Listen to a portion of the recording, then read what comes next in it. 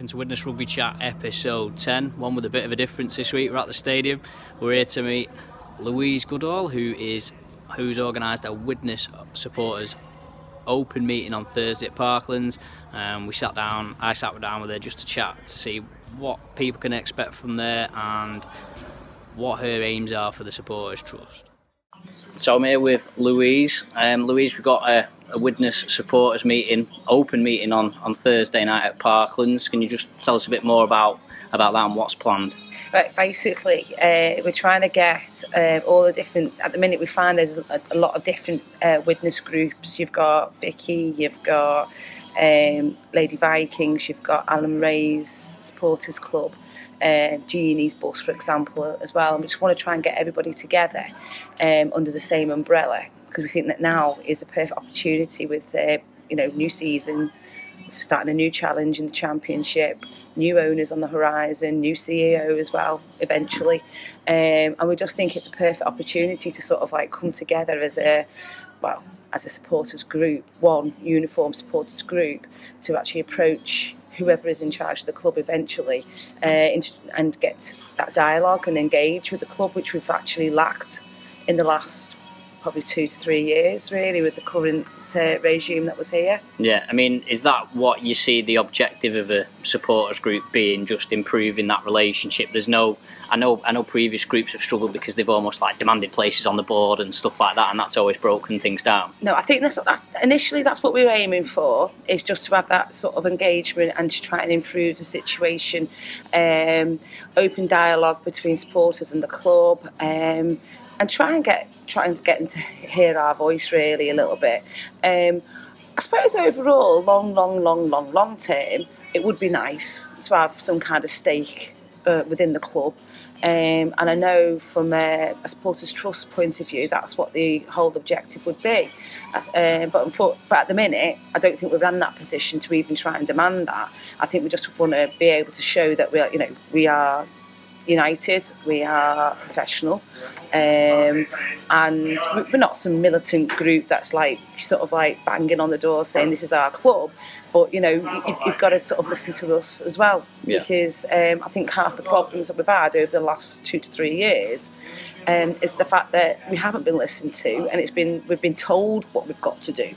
We've been told this is what's expected of us, and it's like, and the blame, to a certain extent, has been placed at the supporters' door, when really it's the people that have been running the club.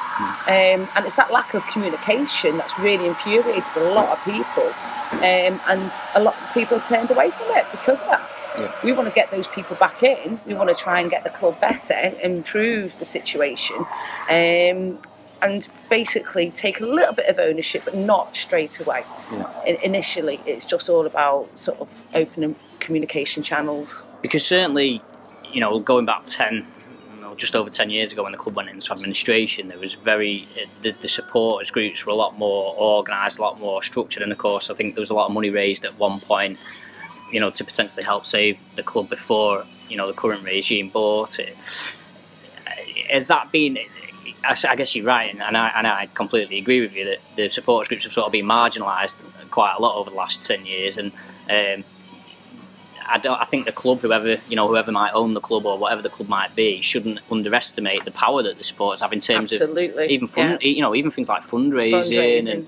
And I know people have mentioned the sort of like the end of season dinners and the Christmas do's and stuff like that. And I guess that's something that you hope that uniting all the supporters again. We're hoping to sort of reignite that kind of that passion again, really. Yeah. Because I suppose we're all, as much as we may all have different opinions, we've all got a common denominator is that we support Widnes Football Club, and basically that's the lifeblood of this particular area, and without Widnes wouldn't be known without this rugby club, and I think whoever does take on the club need to be aware that they're custodians. It's a community club. And they need to sort of be aware that you've got to engage with the town and the people, and it's not just Widnes, it's Runcorn as well, because there's quite a lot of fans obviously that live over in Runcorn. It's a Holton thing, I suppose, if you want to look at it that way. But I think you need to sort of like look at it and say, do you know what? Yeah, this, we've been through a really, really rough time the last 2 or 3 years. Let's draw a line underneath it, start again, and try and improve the situation, really. Have you spoken to any other of the groups you mentioned? Lady Vikings and we had an informal meeting a few weeks ago, just before Christmas, and that was to. Liz held that, really. It was just to sort out the finances of the Widnes Independent Supporters Society. That's a mouthful. Yeah, we'll call it Whistle from now on. Yeah, it's easier to say, isn't it? And that was just to ratify the finances, because the previous trustees had unfortunately passed away. So it was just more of a legal issue. And we actually invited a number of people who were interested to sort of like do that. We've got quite a lot of positive feedback. Claire Hollands from Lady Viking, she turned up. We had a dialogue with, it wasn't Alan Ray, but it was a girl off Alan Ray's bus. I couldn't tell you her name now, I'm so sorry, but Liz knows who she is. And we're just sort of like trying to sort of like, engage with those kind of people. Over the years, I've made lots of contacts within the supporters community, really. And if you see my Facebook page, it's constantly about Widnes and the coach that I run, which is Vikings Away. Yeah, I've seen you on Widnes Past and Present, actually, asking about the Hull KR game last week. I think we're the only ones that are going to Hull KR on Sunday. Well, actually. Well, it's Featherstone, but we're the only ones I think that we're going. But yeah, at the minute. So that's, it's just something that I do. But through that, I do know quite a substantial amount of people. Hopefully, we'll get a fair amount there on Thursday. I'm going to push it again probably tonight and tomorrow night on Facebook and Twitter, and see if we can get a few people there. So one of the things, of course, that we should mention, and I've sort of half had an involvement in Trusting Widnes in the past, is that this is a new thing, isn't it? It's not Trusting Widnes. You're just using we're calling it Whistle because that's the official name for it, or the official abbreviation. But the reason why you're doing it under that banner is because they've already done all of the... They've done all the groundwork all the compliance, all the administration, the constitution and everything else. Which would take so much time if you were to do it from scratch. If we were to do it from scratch, it would just basically take forever, and we wouldn't be up and running until probably the middle of next year. And I just feel that if they've got that foundation, they've got that infrastructure, why not use it? I know some people are quite apprehensive because Whistle is kind of tagged along with Trusting Widnes, and I know from what I've been told, because I wasn't involved in those days, but the club itself, as in Steve O'Connor and James Rule, pretty much sort of closed the door on Trusting Widnes, sort of thing. But then you could say that they've done the same pretty much with everybody. So we're trying to. I'm not saying we're not stepping away from Trusting Widnes, but we're trying to give ourselves a little bit of a distance. Almost like drawing a line in the sand sort of thing. Yeah, and we're starting again. As I say, we've got the foundation, we've got the constitution. We need now is a committee, which is what this meeting on Thursday is about, really, is to sort of like, we're looking for volunteers really to come forward who feel that they've got the skills to basically build that committee and to take us forward, because then we can then approach the new owners, new CEO, and say, look, we are organised, this is what we are, this is our chair, this is our treasurer, this is our secretary, etc., and try and and show that we are organised, really. Yeah. And do you think there is the potential for a supporters group to fundraise for the club? I guess that will be the main priority. Well, I know sort of Trusting Widnes sort of, well, partly because they got marginalised. I guess Trusting Widnes went in another direction where helping the community more. Do you see the new group primarily fundraising to contribute to the club like other maybe teams do? Like I know clubs have squad builders and stuff like that. Like Salford's a good example. Yeah, exactly. Salford, Swinton is another example. We're in contact with Spelly from Swinton, who give us some good ideas. And I think it's something we can't rule out. I think the reason why in the past we've kind of stepped away from that kind of aspect was because every now and again James Rule came round with his begging bowl, and he wouldn't speak to you unless you had money. And that's the long and short of it, unfortunately. But he wouldn't listen to you. It was like, well, what can you give us? And sponsors have, from sponsors I spoke to, they've been exactly the same, had the same opinion. Yeah. So we're hoping that with the new regime, whenever it comes in, that there'll be a bit more open to some ideas. And if they did need some help fundraising, I'm pretty sure as a community, a supporters community, my God, I used to send back in the day, 1995, when we were going bankrupt, when this place was literally falling to bits, going around selling raffle tickets door to door, as a kid, you know what I mean? So we've done it. And that's the thing, there's been very little of that, hasn't there? I mean, we've had a lot of statements saying, supporters need to buy tickets or they need to bring a friend, but there are other ways that supporters can help generate money, and that's sort of been lost, I guess, over the past 5 to 10 years. And a lot of people have got lots of ideas about incentives that can actually entice more people to come through the gates. As you say, bring a friend, adult pay full price, child free. It's all been in the past kind of sort of brush under the carpet a little bit. It's like, no, not doing that. And the situation, that's probably why we didn't get the attendances that we really needed. How difficult do you think it will be to get people back? Because obviously there's a lot of supporters, and I know people, even people in my family, that have lapsed their support because of what's happened over the past couple of years. Widnes, Runcorn, Halton, whatever you want to call it, it's not a massive place. There's not an infinite number of people. Do you think people have been sort of alienated too many times now, and that they're going to be reluctant to come back? I'm hoping with a new board, a new CEO, more sort of supporter community-based activities, maybe a winning side would help as well. We should win more games next season. Hopefully, fingers crossed. People start thinking, oh, hang on, it's changing a little bit, and people get that little spark back a little bit as well. And hopefully, fingers crossed, if we get back into Super League next season,